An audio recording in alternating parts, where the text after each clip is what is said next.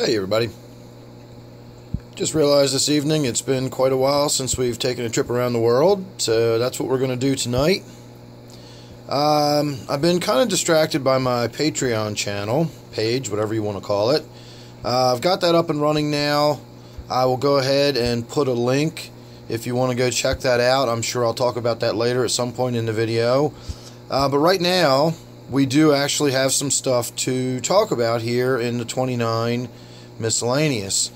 I recently had a rubber lip pleco that's been in this tank for about 5 years now show up sick one day. He just looked awful.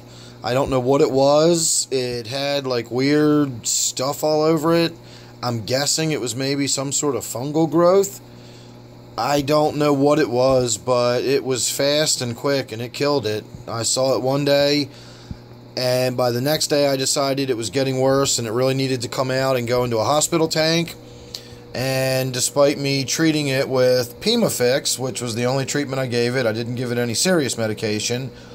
But even if I had ordered some, it would have been dead by the time it showed up. I got it in the hospital tank, but within a day or two, by the following day, after being in the hospital tank, about 2 days after I discovered it in the first place, it was dead.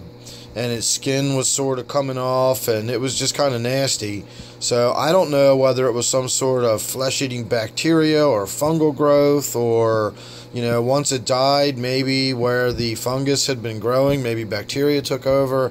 I don't know, but it just seemed to deteriorate really quickly after it died. So absolute mystery to me. I have no idea what would have done that. I've never experienced anything like that in my years of fish keeping.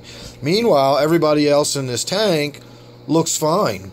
I do have one of the zebra loaches down here on the bottom. You can see this one acting silly. Actually, that's the one we're talking about. If you notice on his other side, you can see that bright spot. That bright spot is actually a place where I believe it's just a simple abrasion. I don't think it's anything more serious. In fact, he had one on both sides equally, which tends to lean me to thinking it's probably an abrasion. He probably got himself stuck somewhere and did a lot of wriggling and squirming to get out, and he probably scratched himself up pretty good. Loaches, I've seen loaches disappear into cracks in the rocks and stuff, and I've never seen them again. So they will do that. You know, they will get themselves stuck. And he's healing up nicely. I've done a nice big water change on this tank, mainly to get the Pimafix out of it once I had treated this tank. And I got that other sick rubber lip out of here. I went ahead and did a big water change on the tank, did filter change, and, you know, haven't seen any issues with anybody else. I've been keeping a close eye on the tank, and everybody else looks fine so far. So again, absolute mystery is what's going on, or what was going on with that rubber lip and why it killed it so fast. So there you go. I did actually have something to talk about in the 29. Look, see, I'm flashing a little bit, rubbing on that side that's irritated. So unfortunately, it wasn't pleasant stuff to talk about in the 29 this week, or, you know, this video. But there you go. My gourami tank, I still have not gotten in there and done anything. It still looks like an overgrown monster. Not really a lot going on in here. I do have some little baby guppies swimming around. You can see some in the top left if you pay close attention right now. I probably will keep an eye on them as they get bigger. I'll identify the females and the males, and males can stay in there as far as I'm concerned, but any females will have to come out and get separated. I'll go put them back in my quarantine tank, or I'll put them in one of the other tanks that only has females in it or something like that. Oh, that's right, I have some females in this tank already, so the males would have to come out. And then I'd have to put the males somewhere, possibly in my crab tank, although that tank is kind of already getting kind of crowded anyway. Anyway, back to the tank at hand. Still have to get in there and do my rearranging. Still haven't got around to doing it.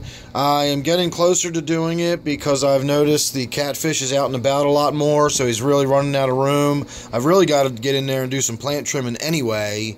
And if you will look down here, I don't know what that stuff is down there between the rock and the log, but it's growing across the bottom of the tank and it's spreading.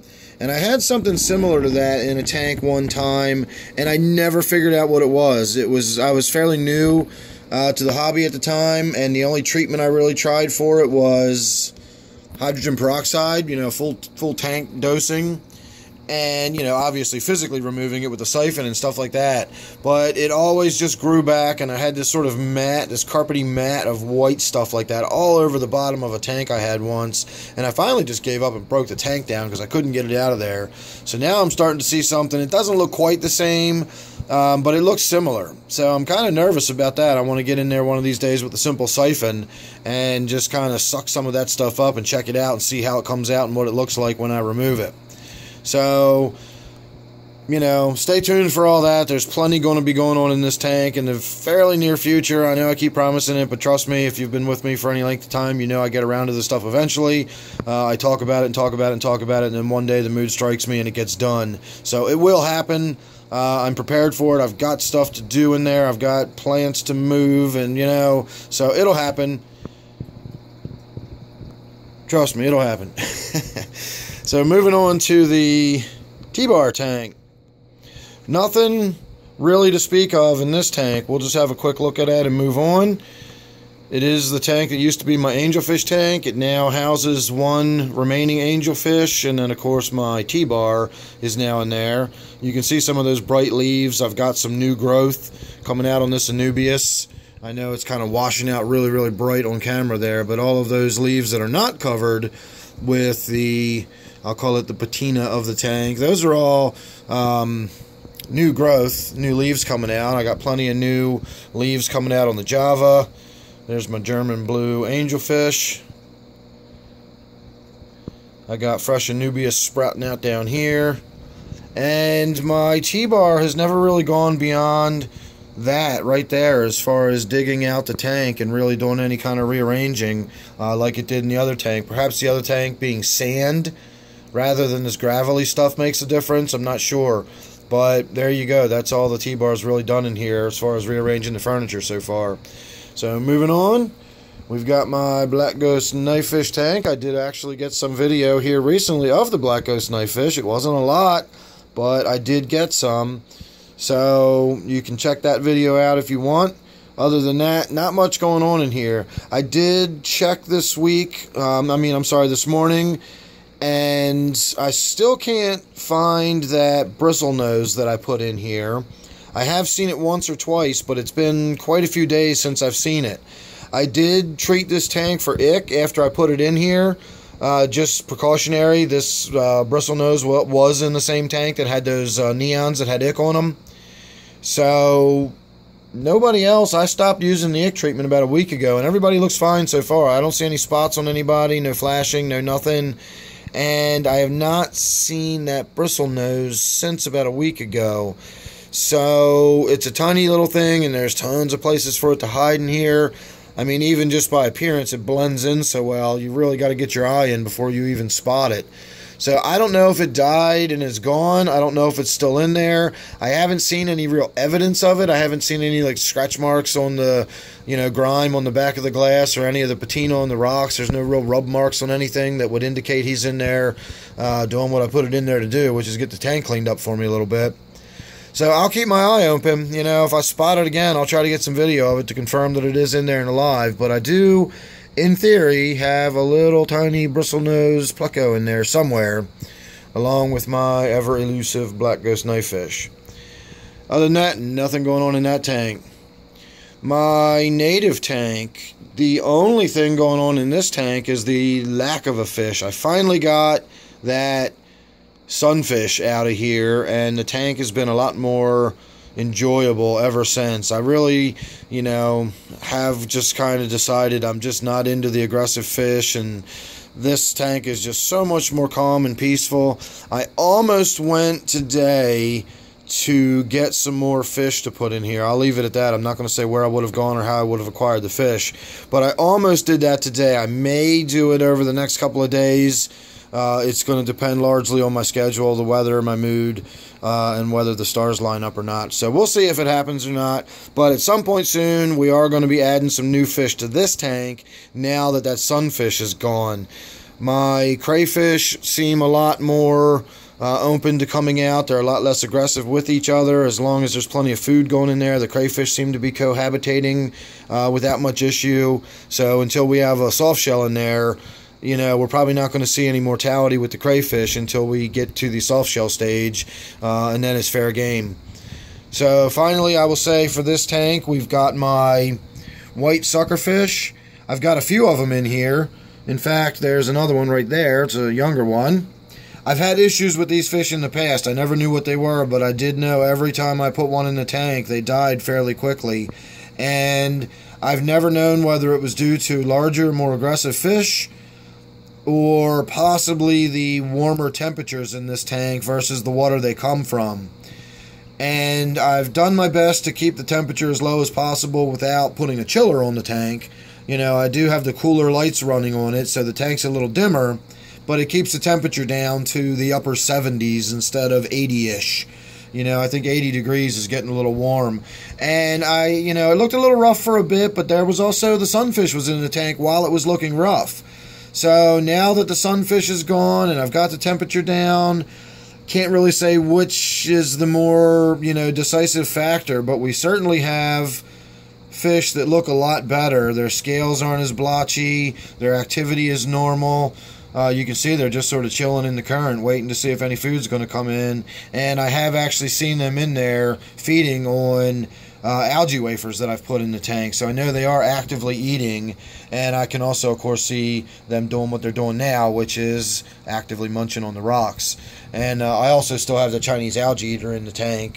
Speak of the devil, right there, which does a fantastic job at keeping all this woodwork nice and clean. If it slows down a little bit. So you can see the real clean marks on the rock are from the Chinese algae eater, not from those white suckerfish. And if you look at this piece of wood right here, it looks like somebody's been going over it with a wire brush, exposing the inner raw wood. And I'm pretty sure that is also from the Chinese algae eater, which just zoomed by again. So, alright, everybody's doing good in this tank now that the sunfish is gone. I guess I could have wrapped that up in one simple sentence, but there you go. Snail tank, I will stop and say for a moment to update, since I got those shrimp out of the snail tank, I've had breeding snails in there again, and I'm seeing little younger, smaller snails crawling around. Again, this is not anything I'm claiming to be any sort of accomplishment, but I was having issues growing snails in there because I had shrimp. Ghost shrimp, and I believe the ghost shrimp were eating the young snails and eating the eggs, and now that they're gone, I'm getting snails breeding again. The gudgeon tank, nothing at all going on in here. The rubber lip pleco I have in this tank is still doing fine, still doing its job, keeping the tank nice and clean. My gudgeon here is nice and fat and happy now that it's got all the food it wants to itself and it's in the tank by itself. You can see it's getting kind of pudgy. It looks like I need to get in there and clean the glass too now that I'm getting a good look here on camera. You can see all the stuff starting to grow on the glass a little bit. So he's still growing and getting bigger. I believe these things get something like 7 or 9 inches or something ultimately. This was a total spur of the moment. I honestly did not even know what it was when I bought it. We looked it up and did some scrolling around on the phone, and we decided, we being me and the person in the fish store, the salesperson who just don't know what that is. They just came in the other day. Apparently a customer brought them in and traded them in for something. So we had to look them up. And I was pretty sure it was a purple spotted gudgeon bringing it home. And I was pretty sure I had a good idea of how to keep it and everything. And it turns out I was right. But it was still sort of hit or miss as to, is this going to work out or not? Did I really have a suitable tank for it? And so on and so forth. I originally brought 3 home, because that's how many they had in the tank. And I said, I'll wrap them up, I'll take them. And one died fairly early on, within a few days, maybe a week, one of them died. And then the other 2 spawned like crazy all the time. And then suddenly they started fighting, and one of them ended up dead. So, not really sure what went on there, but it was a mated pair that spawned constantly. And then, I don't know what happened or what changed, but aggression took over, and one of them turned up dead. So now I'm left with that one. I honestly don't know whether that's the male or the female. There is no sexual dimorphism. I had to actually watch them during the spawning process to see who was who, because they more or less look identical. So, moving on to my 125 here. Did a water change, got the glass wiped down on this one, so it's looking all nice and sharp and pretty and everything. But other than that, don't really have a lot going on in here either. My main issues this week have been with my sick fish in the 29. I've been dealing a lot with that, and I have not really been spending much time doing anything else in this room other than just basic maintenance kind of stuff, which is exactly what I did with this tank. I did a water change, I wiped down the glass, and I've been feeding everybody, and that's it. I did retuck that fern in when I did my water change, and too bad, alas, it is now hanging loose again, so I'll need to get in there and tuck it in. You can see it's grown in this, it's been in this position so long that the new fronds are actually growing upwards right there, so I need to get it sort of wrapped back around and tucked between that piece of wood and rock in such a way that it doesn't damage the root or tuber, but it will continue growing. And then of course I do have this piece sort of wedged into a crack in the wood, and I'm hoping that'll root and attach to it and start growing. I really don't like that sort of unnatural cut end on that piece of wood. I think it's unpleasant. I experimented with trying to get that to be the end in the ground, and then this wide forked end, because this really is a very large piece of wood. You can kind of tell there that it's forked, and it's got another piece pretty much as large as this front piece. It's got like a second sort of, think of a wishbone, I guess you could say. I thought about trying to get it the other way around, so it almost looked like a forked tree coming up out of the ground, but I could never get in a position that worked for me visually. I was never get the lines right, it never sat in there properly, and eventually I gave up and flipped it over, and I said, alright, that works, except for that big, stupid, flat, chopped off end, but we can do something about that. And I always kept it covered with that floating wisteria, but now that I've put that tilapia in there, that one right there, that tilapia just devours the plants in this tank, so it's got to be this tough stuff like the Java. And even the Java, if we look real closely, my snakeskin gourami gets out of the way, look at that. It's kind of funny now that I'm looking at it. Look at all them chomp marks taken out of that Java. That's thick, you know, Java fern that hardly anything eats because it's so tough. And look at them chomp marks taken out of it. So that tilapia does some serious damage, and a tender plant like the water sprite that I had in there doesn't stand a chance. So I gave up on trying to keep it, and now we're focusing on just trying to grow enough Java and, you know, Anubias and sword and stuff in there that's too tough for it to eat. So we'll see how it goes, but other than that, nothing really going on in that tank either. Butterbean's tank, my Brackish tank here. I lost a goby about a week ago. No idea what happened. It was just dead on the bottom one day. I'm now down to one goby. I don't really know what the lifespan on the gobies is. I'm not thinking it's very long, maybe 4 or 5 years, which is about how old they are. So I'm not too concerned about it. I probably could simply be seeing them just sort of fading away just over time. Some changes are going to be coming up to this tank soon. I'm just not there yet. I'm not ready for it, but he definitely needs an improvement in his environment. This one's just getting too small for him. It's getting too cramped. And so I've got some plans in the works. We're going to make some rearrangements down here and do a few things, and hopefully we'll be able to get Butterbean sorted out with something a little better than he's in right now. But let's wait and see. Again, I'm still kind of in the process of getting my ducks in a row on that one. But other than that, nothing really going on in this tank either. I will show you. There's my quarantine tank down there. Got some fish in it you can't see yet. My red-clawed crab tank. This tank I've really been neglecting. There's a video I want to shoot about this tank, and it's going to be for one of my Patreon patrons. As a matter of fact, I want to shoot a nice little personal thank you video and talk a little bit more about this tank for one of my patrons. And I want to get in there and do some stuff to it first. I want to get it a little cleaned up. You can kind of see how the water flows barely coming out of the waterfall up here. That's largely a filter change. But it probably also needs to have the guts of the filter pulled out and rinsed out and all that. You got to do that from time to time. This is a really, really messy, dirty tank, so the filters get dirty fast. So that will be coming up soon once I do my video for my Patreon patron. I will probably also shoot some video for public consumption on my YouTube channel. So if you're interested, go check out my Patreon page.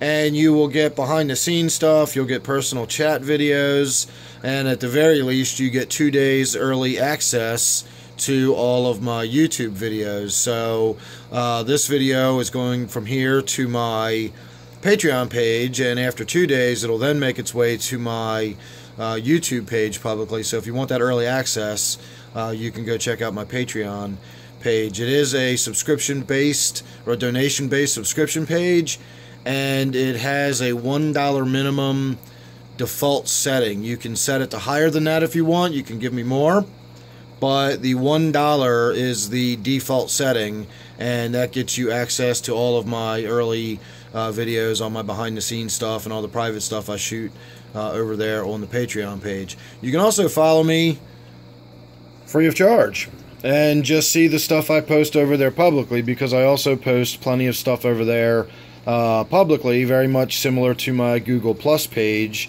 with pictures and GIFs and short videos and commentary and things like that that are for public consumption over there on my Patreon page. So make sure you check that out one way or the other if you're interested, and you'll get all kinds of good stuff. So far, everybody seems to be really happy with it. I've been having a good time with it, and you probably will too if you go over there and check it out. So that's that. We are back to where we started around the world. Make sure you're subscribed over here also to my YouTube channel. As you just realized, I've got lots of stuff going on, and hopefully I will try to get a bunch of that stuff done over the next week or so, when we should have some good videos coming up, and so on and so forth. So thanks again, and I'll see you real soon.